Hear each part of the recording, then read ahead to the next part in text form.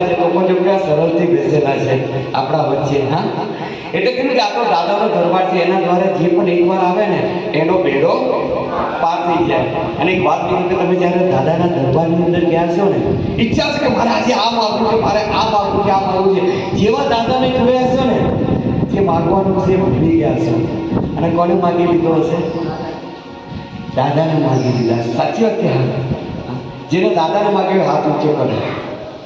દાદાને જેને માગ્યો હોય હાથ ઊંચો કરજો.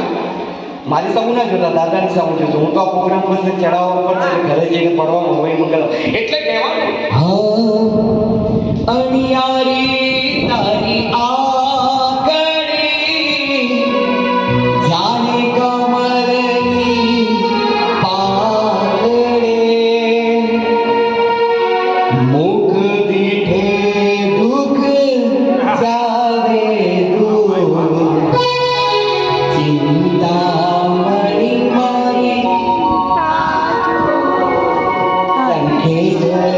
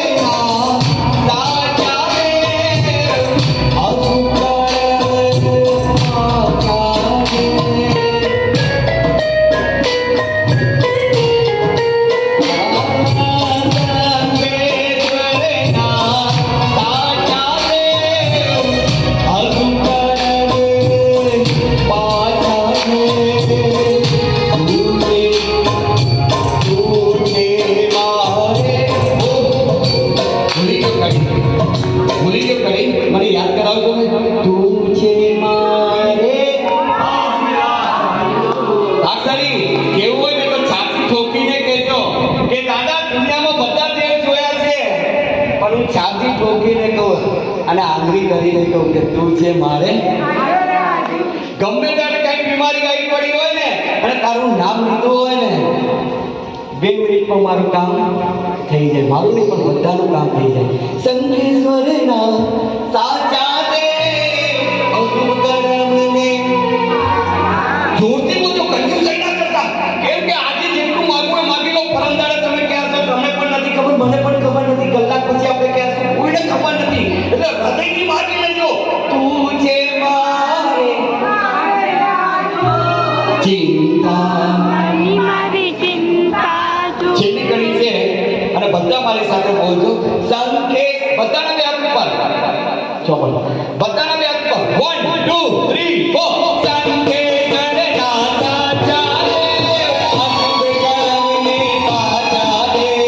સંકેત ના સાચા દે અશુભ કર્મને પાછા દે. તું ચિંતા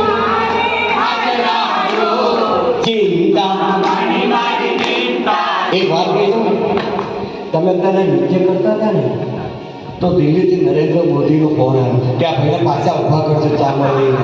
2 મિનિટ માટે ભાઈ ચામર હા.